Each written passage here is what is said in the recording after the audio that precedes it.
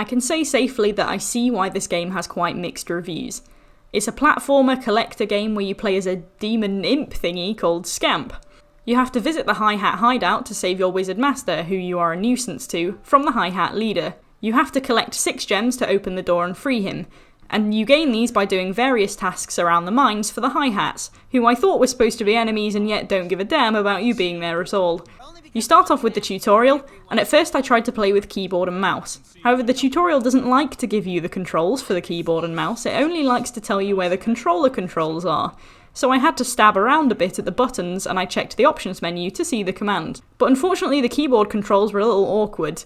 The WASD is okay, but the throw and teleport command is one you use quite a lot, and that was just a bit inconvenient. I swapped over to a controller and played the rest with that.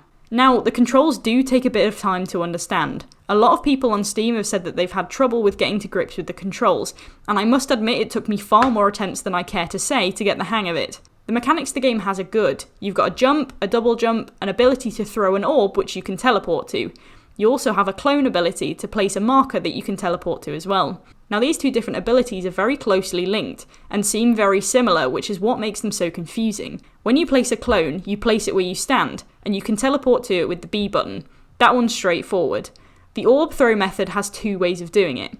When you throw the orb, you can teleport to it whilst it's in the air by pressing right bumper. That's what they call the quick switch. If you throw the orb and wait until it hits the ground, it will create a clone the same as the clone you drop on your location, and you have to press B to get there.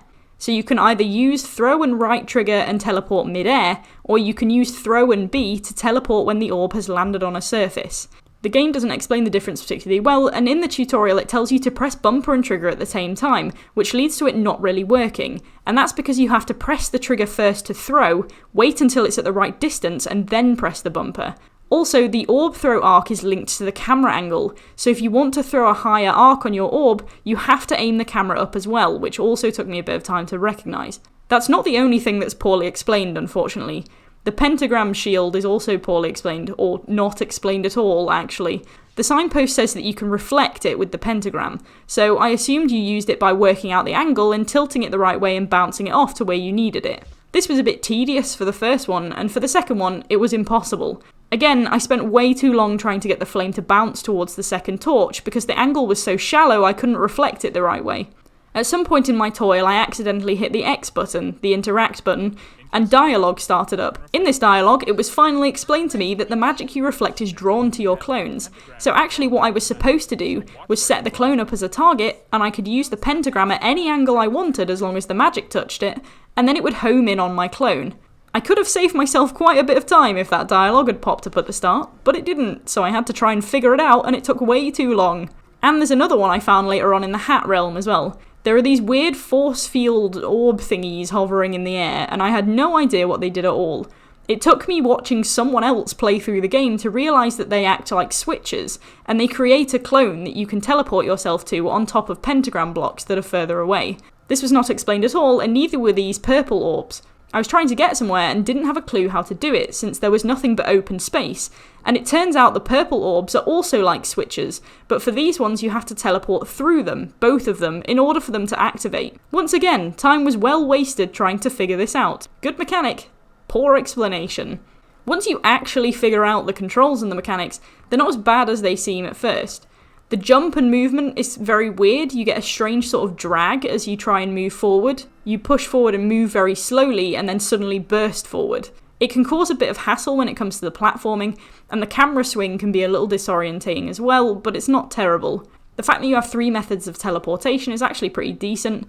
The clone mechanic effectively allows you to make checkpoints for yourself in case you fall from a high place. You can teleport back up, but you have to catch that quick. If you make it to the ground, you're often too far away to teleport back up, so as soon as you know you're a lost cause, hit B and teleport, or you may have to do a lot of stuff again. The platforming is generally okay. All of the ladders on the map are useless, so you can't use them, which means they act more as a bit of a blockade in front of some of the platforms because you have to jump over them.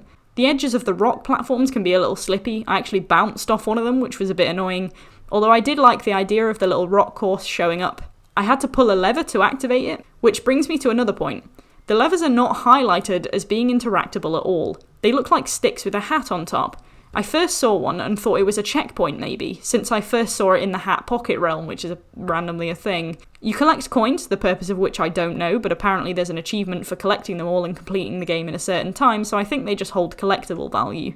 You can die, per se, in the game if you fall into the water or off platforms, but there are no consequences to this, so it's fine, and you can do it as much as you want. The game is localised to the mine, mainly. It's a decent size, and more of the exploration is done vertically, which I think was a pretty good idea. The Hat Pocket realm is bigger than it looks at first, and there's also the final boss area. I'd say a play of the game without too much wasted time on the controls would probably take about an hour, so it's got decent duration. As said, some of the controls were a little clunky and poorly explained, but in general everything works. Apart from this one slide and a timed challenge which for some reason tries to slide you up it indiscriminately regardless of the fact you're heading down it. This of course wastes time and makes the timed activity very hard. I also had an issue where the switch clone teleport method broke and left me stuck in a floor. I had to start the entire area again. But I'd say for most if not all of the game the challenge comes from skill, which is how it should be. And I don't think the controls or any bugs are responsible for all of it. The music is alright, usually good background noise, but there's a little drum section in it that makes me think something's about to happen, but it's just part of the soundtrack regardless of what's going on. The game's biggest plus is its visuals. It's very colourful and bright, the characters are well designed, and the animations for the movements and the fire are good. The story is decent, drives the game well enough, and is simple, and the voice acting for the characters is actually really good. Scamp's voice actor was particularly good. He had a very fitting voice and he was good at keeping to his character with his lines, so props to him. I think the game has a good setup for a platformer. I liked the variation in teleports, it works well for a platformer mechanic, and the clone pentagram combo is good for the puzzle solving. Visually it's great, the story is simple, good voice acting and a nice map to challenge your skills with the mechanics. Unfortunately I think the game suffers heavily from poorly explained controls and mechanics. The introductions of these controls definitely need to be broken down. Approach the orb throw first and explain it, then add in the throw and B mechanic for when it lands, then introduce the air teleport, and explain how to alter your arc of flow when you tell the player about the throw. Again, explain that the clone is a homing mechanism for reflected magic as soon as the player reaches that section. Saves tons of time, stops the player getting frustrated before the game even starts, and if they really have a lot of trouble trying to figure it out, players may just abandon the game. Good explanations mean people can have a quick lowdown, then get onto the game with minimal fuss, and it makes a good first impression. And please, for the love of God, just explain your mechanics. Make the game about skill, and don't make it about wasting time trying to figure out what the hell that floaty thing in the sky is. The puzzle shouldn't be how do the fundamental game mechanics work, it should be how do I use the fundamental game mechanics to solve this problem. Slides can be a little buggy, or that one in particular can, and as said, there are a couple of slippy or bouncy edges. And the strange drag to the start of the jump and move can sometimes mean you either overcompensate or undercompensate. The feelings of frustration caused by blundering around nearly made me give up, and I had to watch a tutorial and spend far too much time experimenting to no avail just to figure out how to play the damn thing. Some of the controls I figured out alone, but not everyone will be able to do that. This game doesn't leave a good impression when people are getting frustrated that they can't even play it, not even that the challenges are hard.